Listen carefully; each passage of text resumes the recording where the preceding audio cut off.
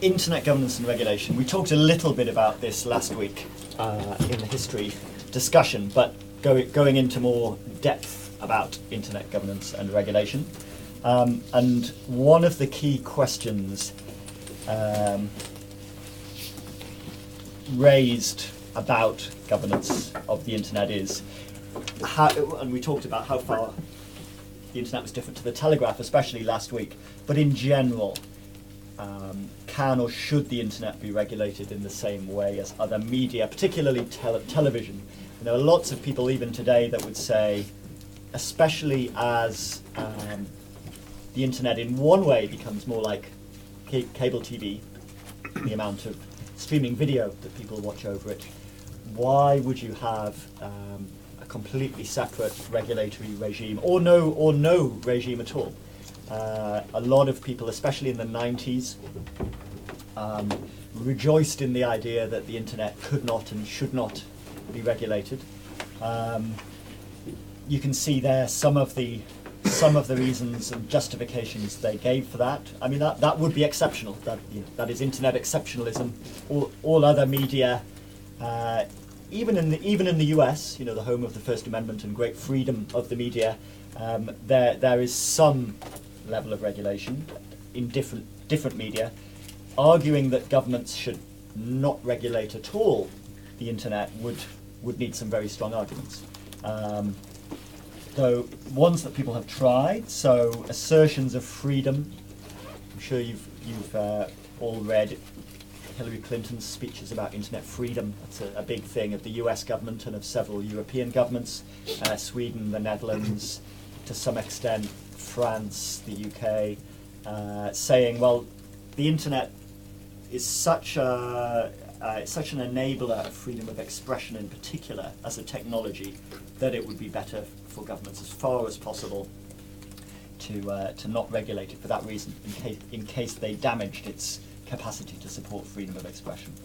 A second argument was the idea that either this is a new cyberspace, a separate jurisdiction to the physical nation-state-based jurisdictions that we're used to, that it was very difficult, particularly because the internet is so distributed, for national governments in particular to regulate what goes on online. It challenges the idea of state boundaries. A third, and these are all to some extent completely orthogonal to each other. So you might disagree with one, but you could agree with another one. A third is to do with the complexity of the technology and how fast it continues to change. The first two, I think, have all sorts of issues which we can discuss today. Actually, that third one, in a way, it sounds simplistic, or at least something that would change over time. You would think, well, okay, maybe this was true 10 years ago, but surely now today's politicians and regulators are people that grew up with some of this technology. It's not completely alien to them. Is it really so complicated? I mean, is television or radio technology so different in its complexity and pace of change to the internet to say the state can regulate one but not the other? And then finally, the idea, particularly from Jonathan Zittrain's book, The Future of the Internet and How to Stop It, of the generativity of the internet. In particular, what he means by that is the internet itself that's carrying the data, and the personal computers that people are using to connect over the internet, to share information, to access information, and so on. In general, they're very open. They don't really constrain people in themselves. You can, on your laptop, you can download whatever software you like.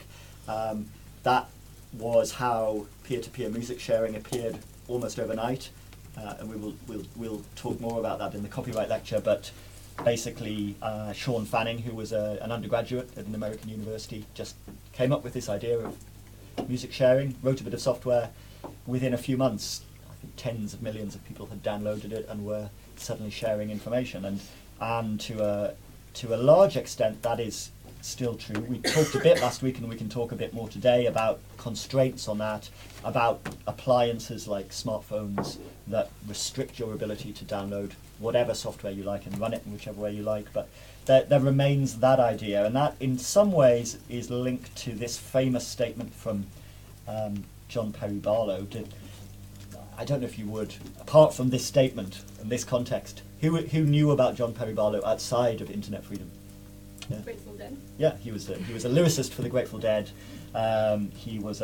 He still is a rancher in Wyoming. He was one of the people that founded the Electronic Frontier Foundation. Has said all sorts of interesting things over the last 20 years about internet governance and freedom, some of which you might agree with, some not.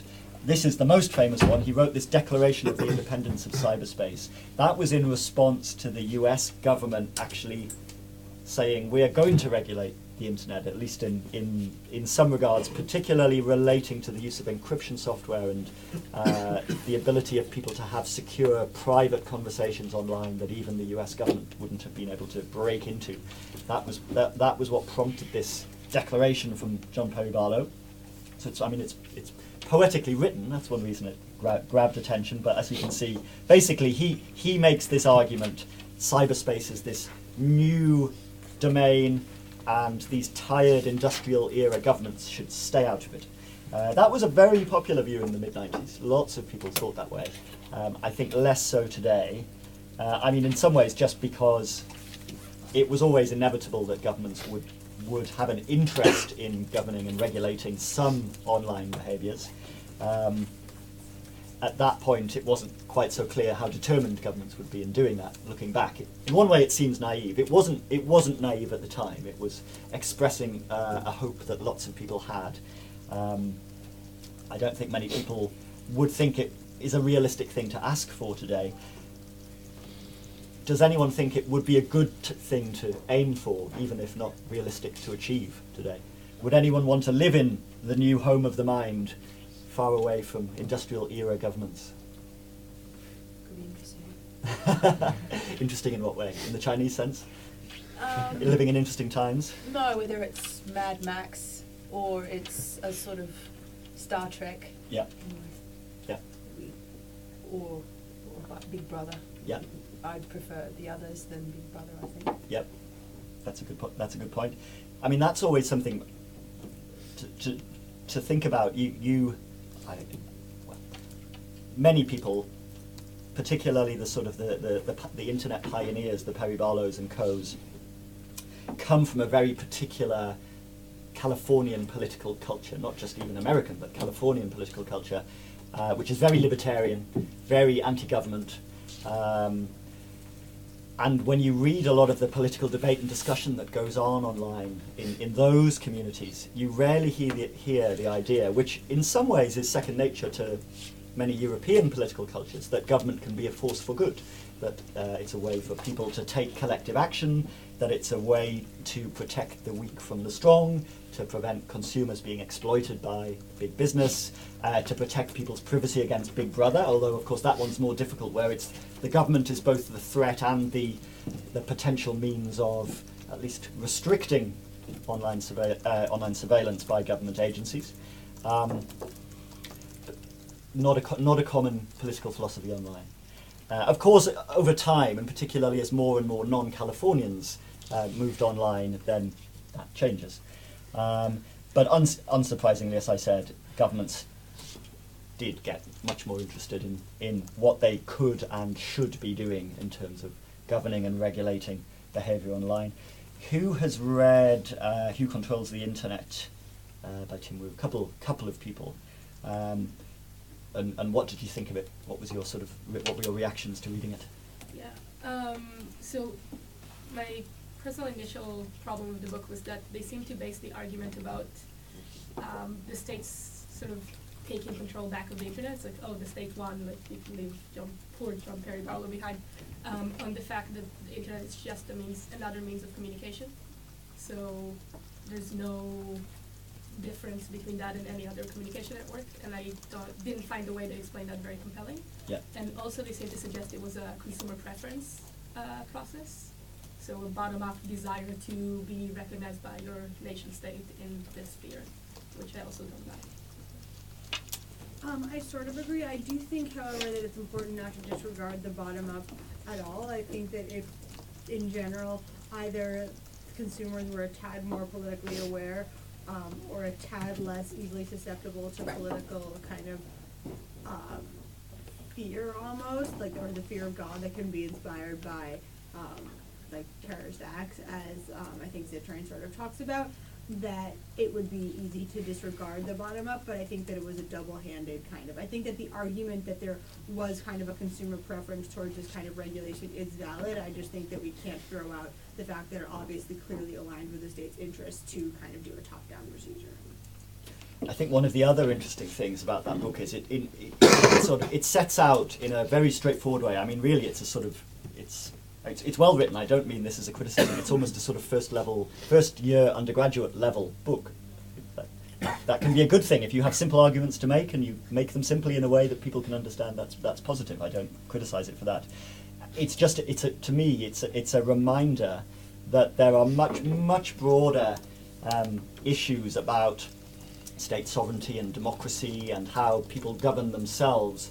And I think the point they make well is it may seem very old-fashioned to split the world up into physically separate nation states where the state has exclusive jurisdiction within its borders, but it is one way of allowing people with very different cultures and values to get on. You know, we live in our country, you live in your country, we have limited interaction, but that allows us to have different cultures and values and so on. So there is some benefits in that sense to national jurisdictions. How that interacts and works with the internet, which is such a global cross-border technology, I think I agree with you there that in that sense it's not just like the telephone or the telegraph or the radio, partly because it was designed not to be. I mean, as we were talking about last week, the telegraph very explicitly, almost as soon as it was international, it was internationalized on the basis of treaties between governments, and Leonard's going to talk about the ITU, I think. The internet isn't built like that. No, it's much more based on informal international links set up usually by private large telcos like AT&T and Verizon and BT and Sprint and so on. There are far fewer borders in that sense. That doesn't mean it's impossible to reimpose them, and some countries like China have very much done that. But in that sense, it raises a question which I think then Milton Mueller's book, Networks and States, starts to answer. Who has read that? Actually, I think I'm supposed to be presenting. Okay, great. So I won't say too much about you then. Good. This argument about complexity and pace of change. It's not just technological. So clearly, very interesting, for example, how rapidly the market seems to be switching from laptops to tablets now. I think tablets are already outselling laptops, and there are predictions that within just a few years, I think that they will outsell desktop machines as well. So clearly there's a lot of new technology still being designed, which is being very rapidly taken up by consumers. In terms of the devices themselves, more specialized devices, so something like a Kindle that's mainly there to read ebooks, at least the basic Kindle. That was something Zittrain predicted in his book, of course, that most people would move away from having an all-purpose device like a laptop or a desktop towards having lots of function-specific digital devices that would do a smaller number of things but do it well. But do you think that the reason why we have more specialty devices is akin to why the trade set, or more due to kind of like both a consumer, not necessarily consumer preference, but it's an attempt by technology companies just to conquer a sector of the market that they felt hadn't been conquered yet? I don't think those contradict each other. And clearly, people who are less geeky find those dedicated devices much easier to use, which is a positive thing, and that's why they've been very successful. And that's something always to bear in mind, that how the technology diffuses right out into the majority of society, not just how it's used in universities and other places that are full of technology enthusiasts and early adopters and innovators, is important. Sorry, just the point of that is that a device that has a very intuitive user interface and allows non-sophisticated users to use it doesn't have to be restrictive. Yeah, that's true. You Yeah. know, a Mac can still run terminal Yeah. if you wanted to. Yeah, it can, although it's moved slowly away from that. So all of you with reasonably recent Mac OSs know now it has this gatekeeper security function that makes it harder, not impossible, for you to run software that's not digitally signed. Yeah, but I think that the point about it is that that's not just to accommodate a wider spread of adoption with less sophisticated users, but a decision at the design level from Apple to not allow you to do Oh yeah, absolutely. Of course there is, especially as the technology diffuses into a broader range of households, big variety in how people use different platforms and different devices, how especially parents encourage their younger, or particularly very young children, to use devices in a safe way. Do you one approach is to say, rather than giving a young child a device that they can disappear into their bedroom and it's hard for the parents to know what they're doing on it, to say, okay, we'll have a big computer in the family area where parents can see how they're using it. There's still a lot of variety in the technology, lots of people building things in different ways, which means that sometimes it can be hard, even if a government for a good public interest reason was trying to encourage industry to change standards in certain ways, doing it in a coordinated way across lots of different standards at the same time might not be easy. Lots and lots of different companies and also government agencies involved can be hard to coordinate their actions. And a key thing in thinking then about the consequences of this for regulation is it's not just that it's harder for the regulators and legislators to understand the technology as it is today and how they can effectively try to achieve some regulatory goal. But by design, passing laws takes years often so that everyone gets their democratic input into what the laws look like. Is the technology going to have changed even within that time frame? Never mind, 10 years or 15 years on when laws might still be in effect. The EU's data protection laws that have been much debated in the media that are being updated by the European Parliament were passed in '95. There's been clearly great technological change since 1995, and how far you can make regulation what's called technology neutral. So you try to have high-level principles in your laws, but not very technology-specific rules, which could very quickly go out of date if the technology itself changes. So I already mentioned Train's generativity idea. In thinking about government governance regulation, it's helpful to set out some distinctions, as you can see on the screen there. You sort of they're all phrases apart from co-regulation at the end that are used a lot in everyday debate and discussion. So I'm sure instinctively you know what they mean, but just to set them out. The distinction between government and governance usually is government, you recognise formal institutions, maintain public order. That's often said to be the first duty of the state, is to maintain order, to protect security, and take policy decisions on behalf of citizens. So you'll notice there it doesn't, being democratic is not a necessary part of government. There are many non-democratic governments around the world, as you know. Governance is the process of governing, not always by government. So that's one reason people talk about internet governance. It's that some non-government institutions, which I'll come on to, take decisions which have very far-reaching consequences for everyone using the internet.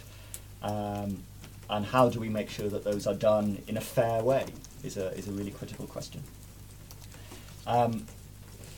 In some ways, people use governance and regulation in a slightly interchangeable way, but I think it's helpful to say, well, governance is the act of governing. It's more political, if you like. It's decision-making, and then regulation is applying or enforcing the decisions that have been made through that governing process. And that could be laws, but also it could be a range of softer instruments, as they're called. So policies, rules, codes of conduct, recommendations, ways that governments and other bodies can encourage people to behave without necessarily threatening them with jail or fines if they don't behave in that way. Self-regulation is a very popular idea on the internet, particularly with the companies that would like to be self-regulated. The idea there is that what many companies argue that provide internet services is, look, it's in our own business interests to do a lot of the things that governments would like us to do to protect our customers from security threats, to restrict spam, all sorts of policy goals that governments have. Internet companies argue, but we're going to do that anyway. Governments don't need to pass a law to make us block spam. Spam clogs up our networks and irritates our customers. Why wouldn't we do that? And there is some justification to that. So the idea there is that either companies acting alone or with each other in trade associations come up with their own codes of conduct or rules to deal with those kind of issues. What's the obvious flaw with that argument? That we should just leave everything to the companies? Because it's in their own interests to act in the public interest. Is it just the lack of oversight? That's one. You're right. But in a way, that's a sort of specific question. What might lack of oversight lead to? For them doing stuff that is not in the public interest at the end of the day. Yeah. Like, who said that the company is actually thinking about the public and not about money? Exactly. That's it. Google says, "Don't be evil," but what if you think they are being evil? They are being evil, and it's particularly if it's affecting your interests. How do you fix that situation? Can you write to Google's board and say, "I think you're being evil. Please stop"? Good luck. So then that's the idea of co-regulation, that you to some extent allow companies, because they have a lot of expertise in the products and services that they provide. So if you as a government say to, just using Google as an example, they're not at all the only company where this is relevant, say to do with search results that are defamatory or find illegal content, governments could say to Google, look, we all recognize this as a problem. We'd like you to come up with some suggestions about how you could deal with this issue. We're going to give you a lot of latitude to do it because we as the government recognize you understand your search technology and how it works much better than we do. But we want to basically ratify the rules that you come up with to make sure that they do protect the public interest. That is what government is supposed to represent. If it's a democratic government, then it's supposed to be representing the will of the people and protecting the interests of the people. So then that's the idea with co-regulation. Does co-regulation involve lobbying? I mean, are the two inevitable? Can you have one without the other? Yes. Let's maybe come back to that later on, because that's a big issue that's very important about how how industry persuades government to do things that they would like them to do. In thinking about that question of who governs, you can approach that in a number of ways. As political scientists do. I mean, by the way, of course, this is a big area of political science and philosophy research, not just internet focused in a much broader sense about who governs and how they do it. You can ask that question empirically. You can say who is powerful. If you could look at a society or a smaller subset of people and say who is powerful here. You can have debates that are more philosophical / legal about who has legitimate authority to govern, and those debates go back a very long way. I mean, Locke is famous going back to the 17th century. Those are certainly not new questions raised by the internet. You can also you can contrast those two approaches. You can say, well, we can see empirically who is governing or who is powerful and how they're exercising that power. We can see what various philosophical theories would say about the legitimacy of those people in exercising power, and is there contestation about that power? Are the people being governed pushing back sometimes, or are some groups unhappy about what the governance empirically looks like? And one way they can push back is to appeal to those legitimacy arguments in political debate. And Victor Meyer-Schoenberger, who's a professor here, obviously, wrote a very interesting paper about that in 2007, looking at, asking the question, what is the constitution of the internet, and how, there isn't one today, but who are the powerful actors, which I'll talk more about as we go along, in internet governance, and how legitimate are those powerful actors? I'd be interested to hear your thoughts on that. Another article I would recommend in this area is by also another professor in this department, Bill Dutton, from 2005, where he looked at the different ways in which the internet is governed, and he tried to categorize them. So he suggested 3 categories that you can see on the left there. One is internet-centric, internet-focused. That's focusing on technical infrastructure, standards, protocols, the things that Joss was talking about in the first lecture. So issues there would be things like who assigns domain names, who decides if we can have new top-level domains like .book. That's ICANN, which I'll talk about in a moment. Who hands out IP addresses? How is that organized? The idea of the IP address space is that it's globally unique, so there'll only be one device on the planet that has a given IP address at any one time. How do you ensure that uniqueness? That needs some level of coordination. Bill's second category was, so that's, the first is technology focused, the second is user focused. So that's looking at people, how they behave using internet technologies, thinking about problems that individuals might have, some problems which are very old, like fraud and libel, which are not at all new problems for the internet. Some problems which are significantly worsened by the internet, so the availability of child abuse images, for example, those are much easier to share online than they used to be in printed form, just because the reach and the anonymity of the internet makes that easier. And then lastly, Bill's third category was non-internet focused. So say, you wouldn't talk about TV governance or radio governance. Why talk about internet governance? These are classic questions of government and governing.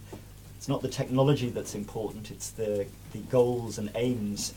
So things there, copyright, for example, or human rights or economic development, classic issues of governing. And the internet can be more or less important within those domains. But the suggestion there is don't focus on the internet too tightly, because you'll get distracted. If you focus in too much on the technology, you'll lose sight of the broader questions that you're trying to deal with. And one of the consequences of the way that you categorize these issues in that sense is, well, what kind of institutions might you then set up or co-opt or adapt to govern in these different ways?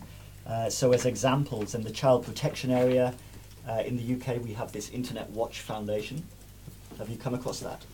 Has anyone reported any illegal content that they came across to the Internet Watch Foundation? That's one of the key things it does. If you come across illegal images of child abuse, then they operate hotlines, and you can report it to them. They will then try, if the images are being hosted in the UK, they'll try to get them taken down by the provider that's hosting them. If they're being hosted overseas, the IWF will notify the police and other bodies like the IWF in the country where they think the images are being hosted, try to get them taken down there, but also will add the image web address to their list of illegal content, which is then used by ISPs like BT to block access to that content. And we'll talk more about that later in the course. So IWF is interesting because it's in many ways, it's almost completely self-regulatory. So it was a body set up by the internet industry. It continues to be funded by the internet industry.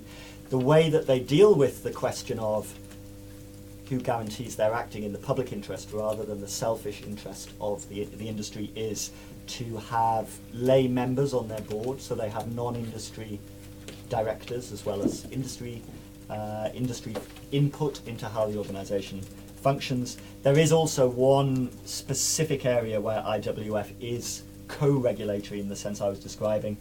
that is that in English law, it's a strict liability offence to possess child abuse images.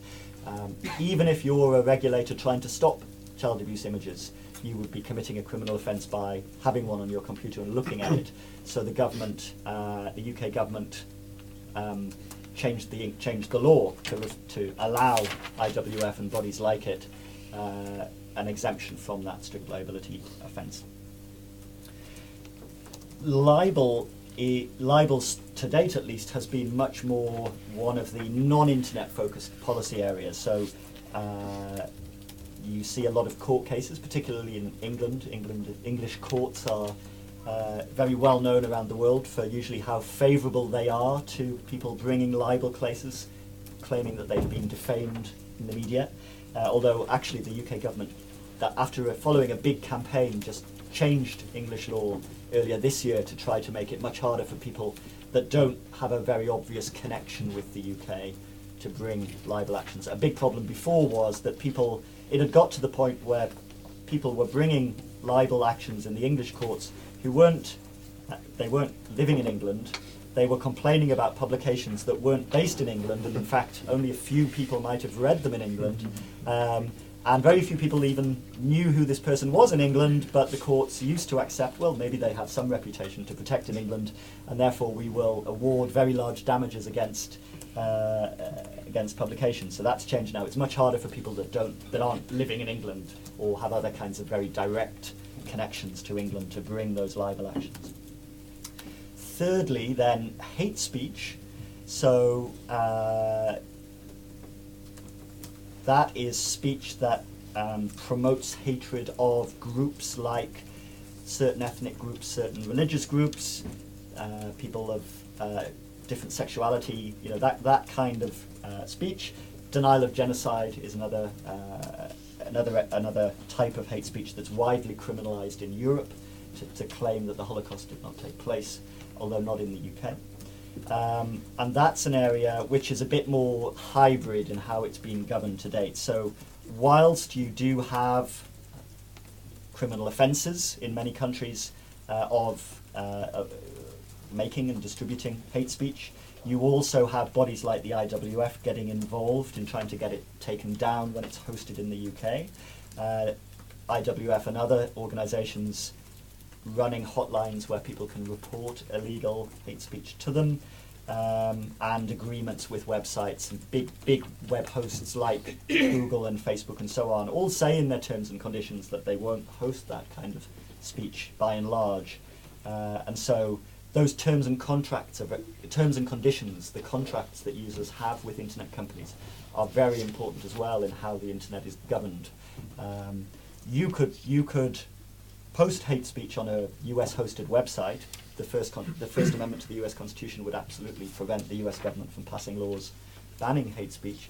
But if you put it somewhere like a Google blog or a Facebook page, then people can complain to those hosts and get it taken down. Maybe not quite as quickly as they would like. That is a complaint of groups that campaign against hate speech, that companies don't act fast enough in taking it down.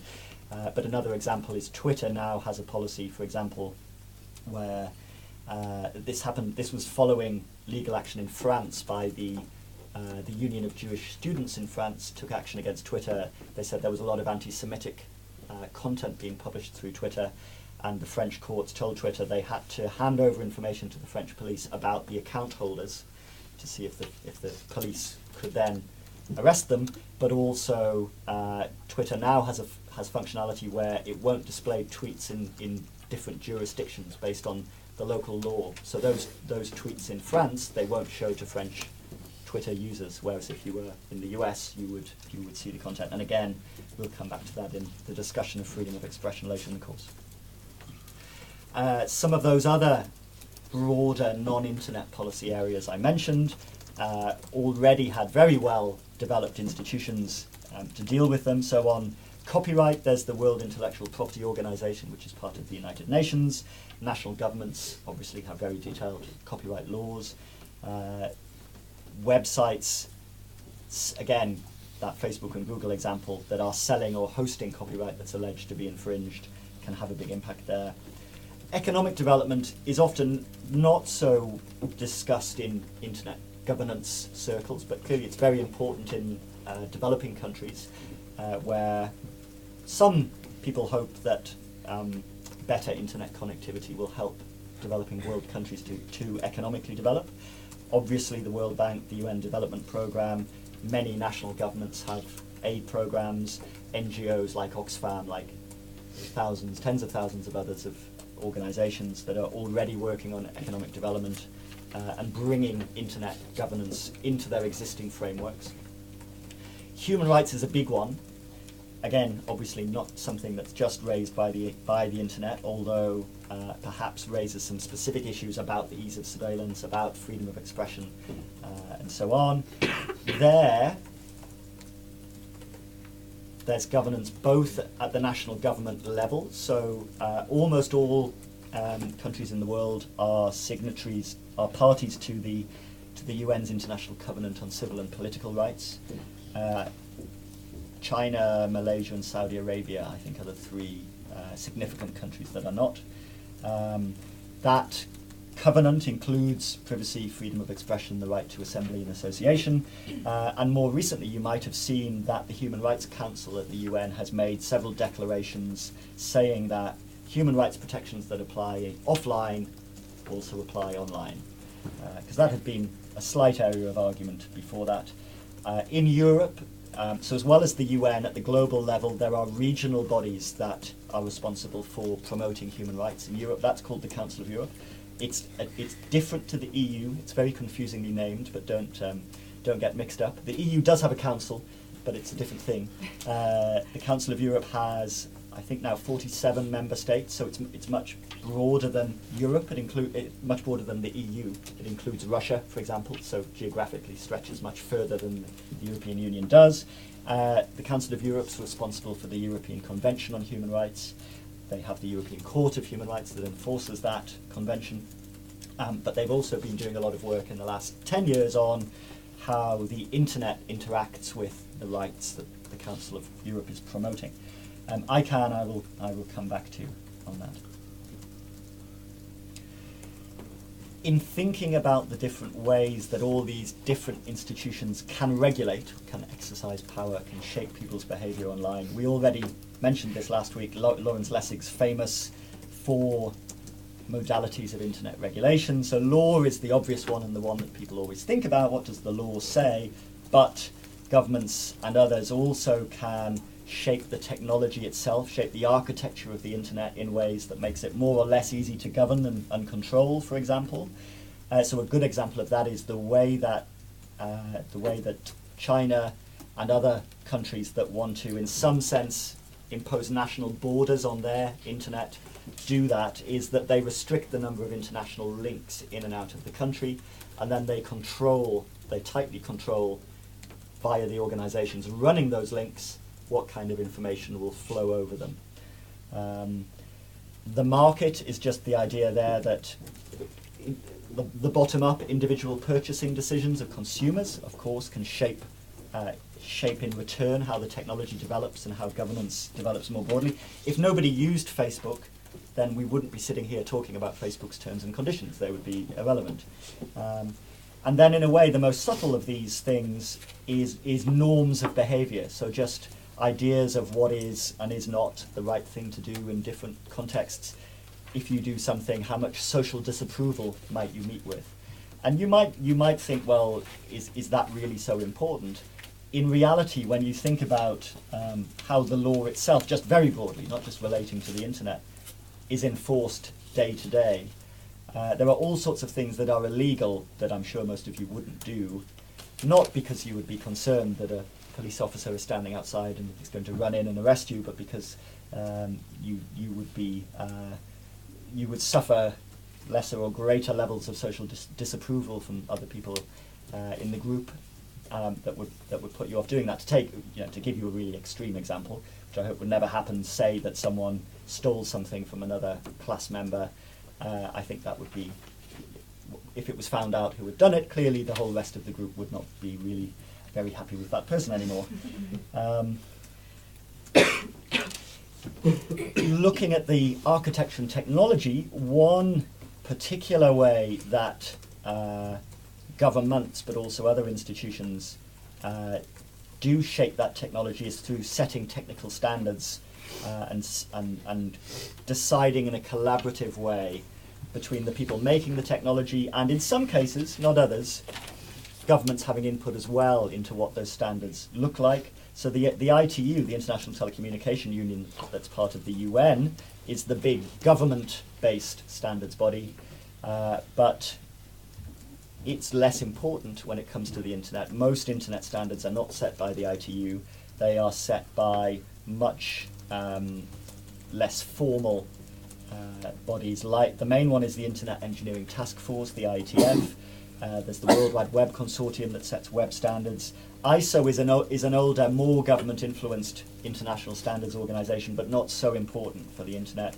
The IEEE, the Institution of Electronic and Electrical Engineers, I think that stands for, has set a lot of hardware standards in the past and still sets important ones, like Wi-Fi, for example, is an IEEE standard.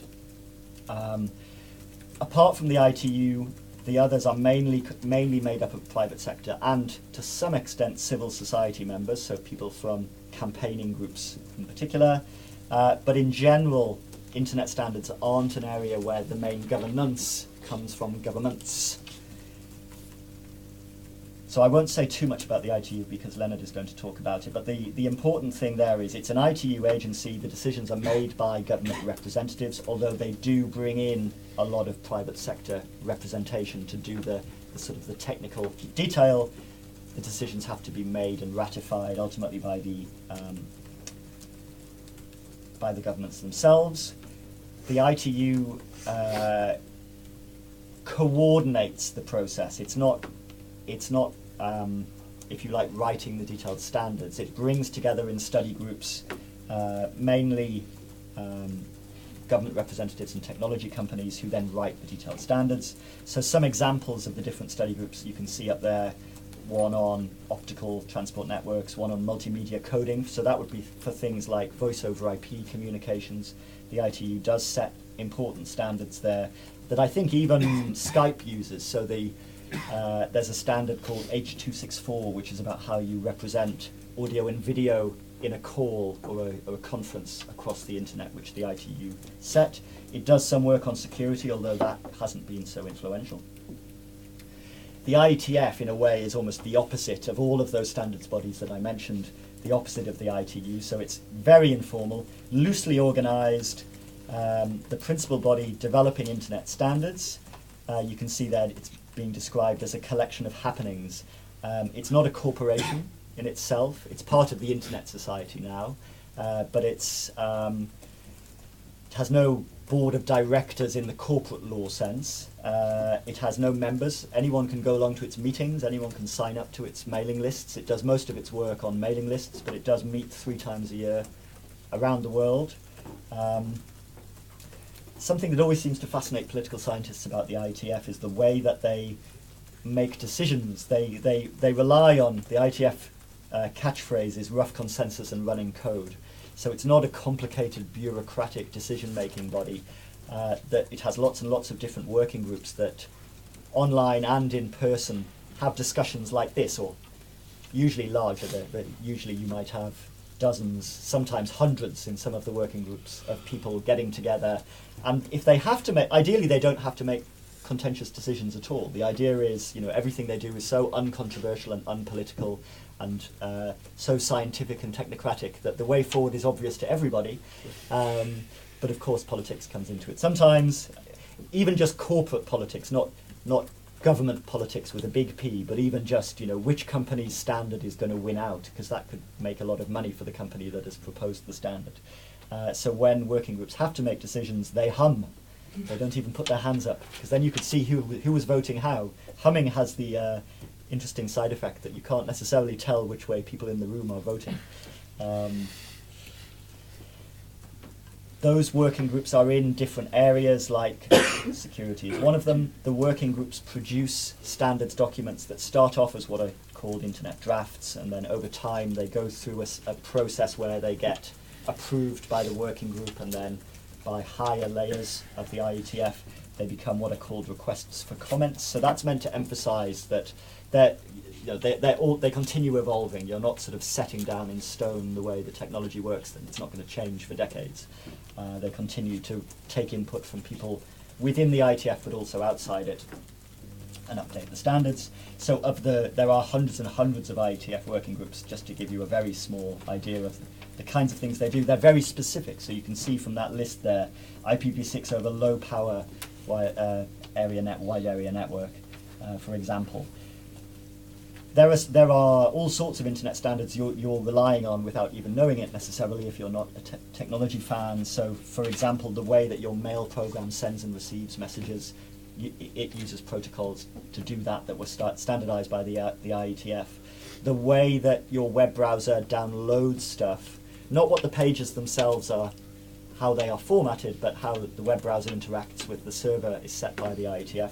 The page formatting standards are set by the World Wide Web Consortium that I mentioned earlier, W3C. So that's the IETF. Then,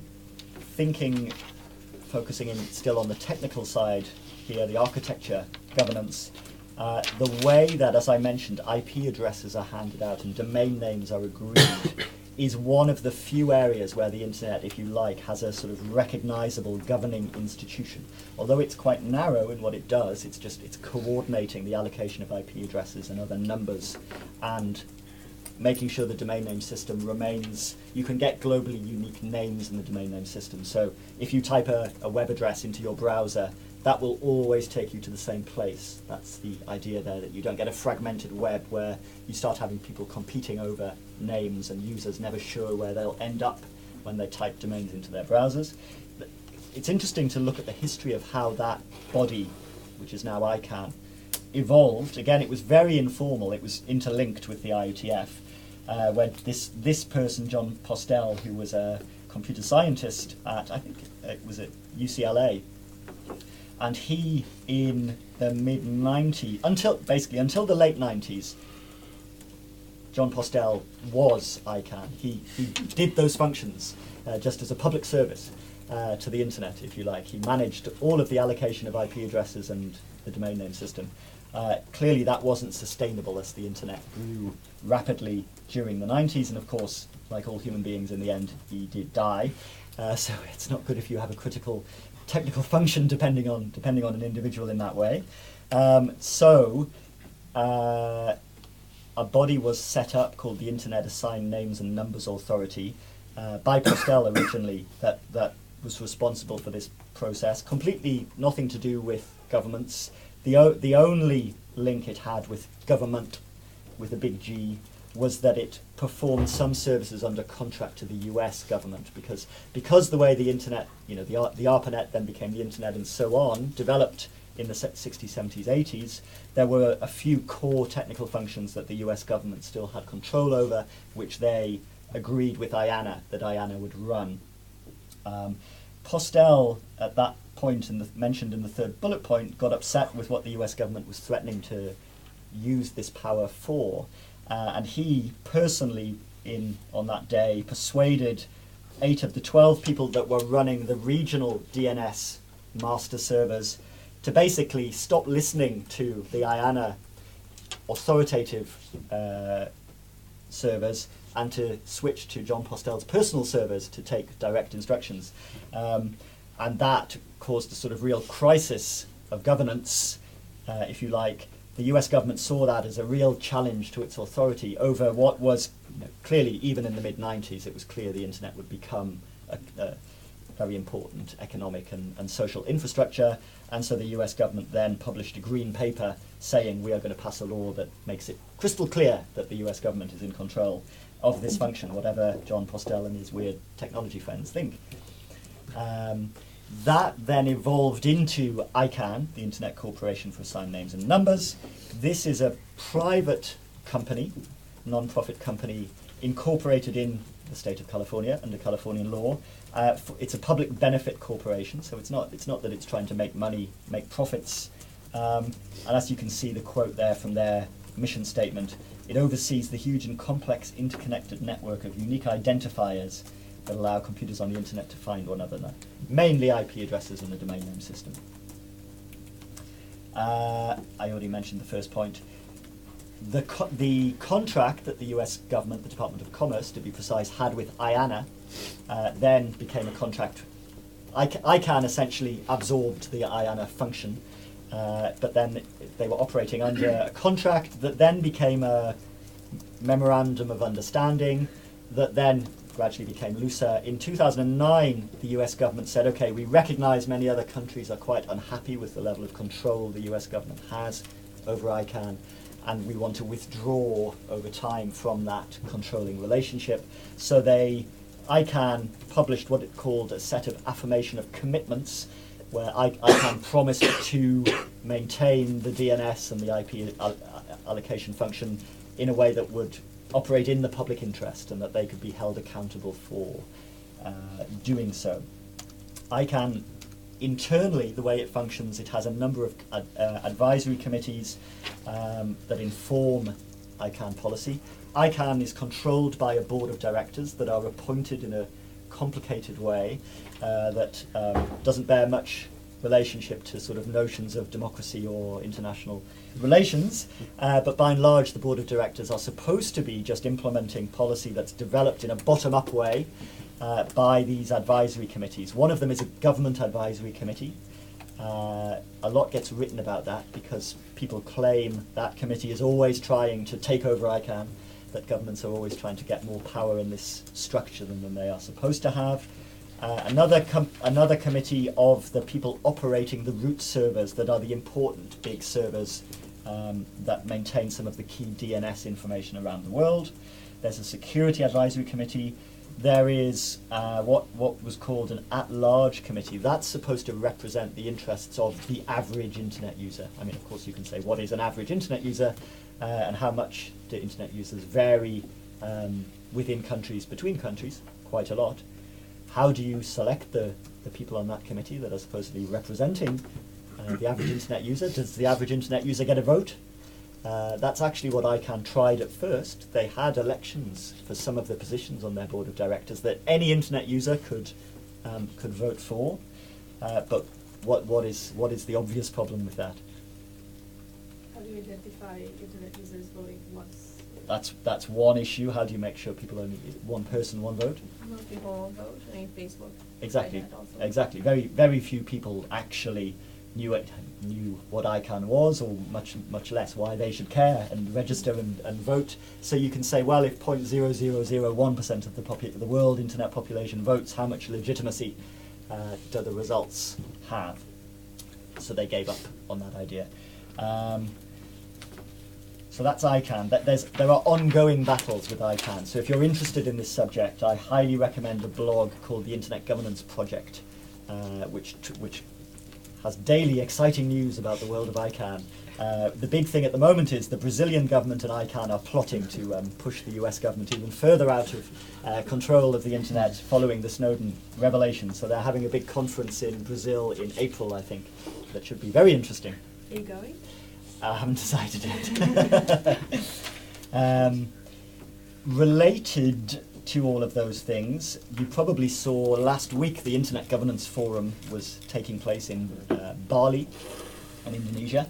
The IGF is a UN supported, not controlled would be a little strong, but this emerged out of a process that the ITU and other parts of the UN ran from the very late 90s onwards. So they organised two big summits in the formal international intergovernmental sense, but also with a lot of participation by the private sector and by civil society in Geneva and Tunis.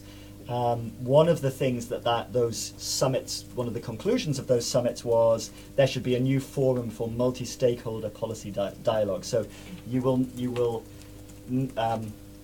never hear the end of multi-stakeholder governance and multi-stakeholderism when you read about internet governance. At these events, is it mainly the nation states that have a microphone, or how do the civil society and the business sector actually engage with those? That's in a way the key question. Who who sets the agenda, who gets the microphone, who decides what's talked about. Even though the IGF is a discussion forum, it can't make decisions. There's no mechanism where the IGF can make recommendations or anything along those lines. But even so, that's really important. That's an absolutely classical question of politics. You know, how political power is exercised often is done in a subtle way. It's not, you know, a very powerful actor banging the heads of the people being governed. It's who sets the agenda, who gets the microphone, who has the last word. Often can be just as important as more recognizable exercise of power. By and large, I think civil society is happy with the agenda setting and the microphone access that they get in this meeting as it takes place. I mean, what's one very obvious limitation on civil society access to the IGF? Same with the IETF as well, actually. Any ideas? Geographic location. Yeah. Yeah, I was going to say the same thing. I think that just as important to think about who has the last word, it's important to think of the people who are representing the average citizen, where in the world do they come from, and the Yep. meetings repeatedly pointed out, it's like Americans, a few European, maybe someone from Asia if you're lucky, but it's not representative of, even the citizens that could be speaking are not representative, they're probably more in line with the corporate interests. It's the white man syndrome.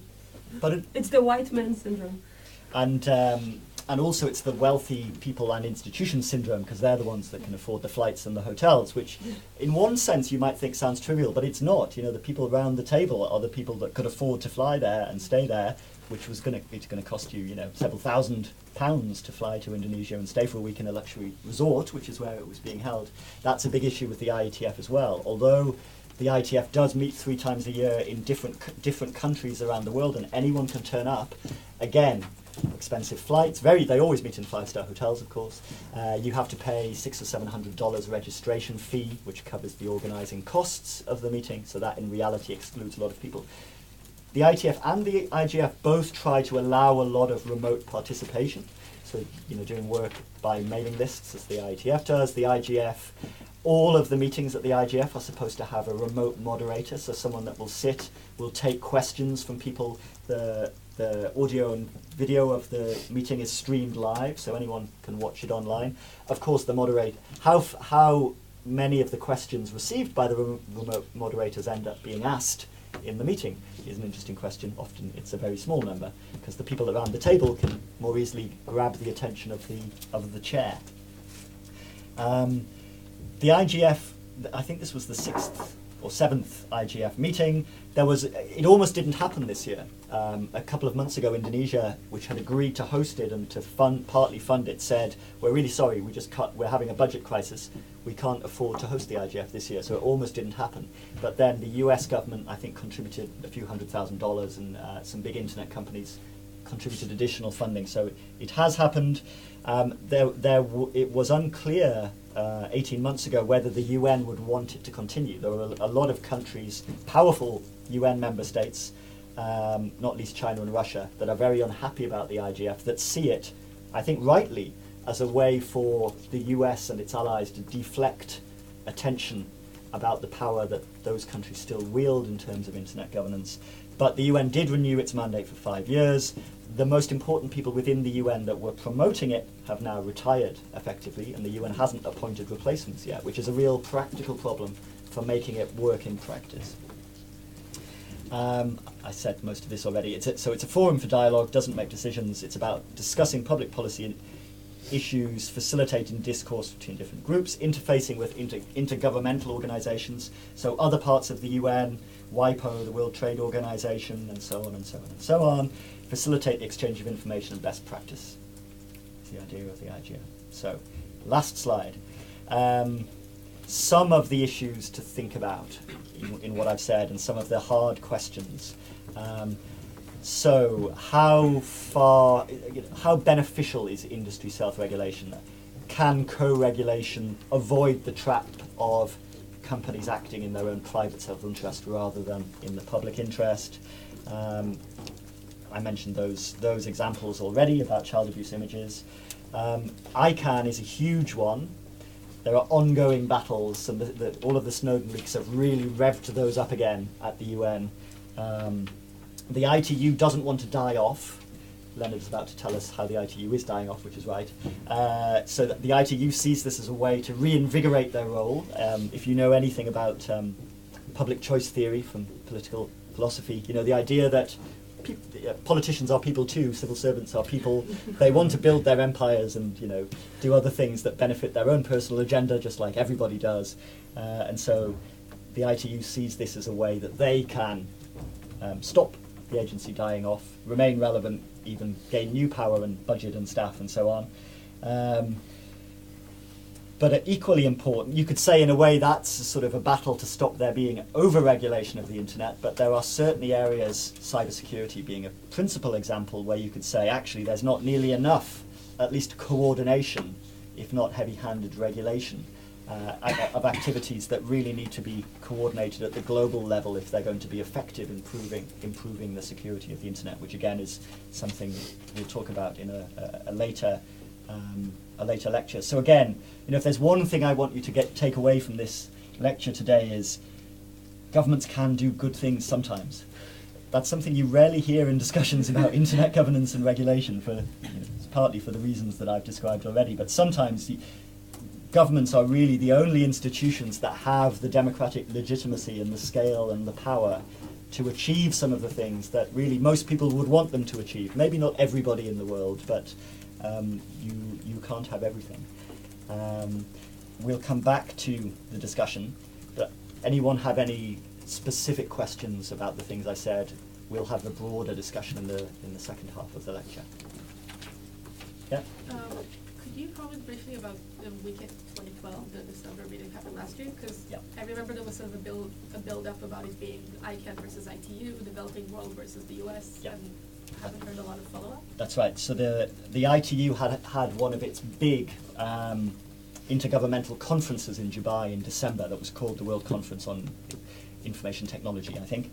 And what many non-US and allies countries wanted to happen there was for the ITU to update its international telecommunication regulation to explicitly include some areas relating to the internet, particularly on spam, which is a much bigger problem for developing world countries with much less bandwidth available than it is for the rich world, and security.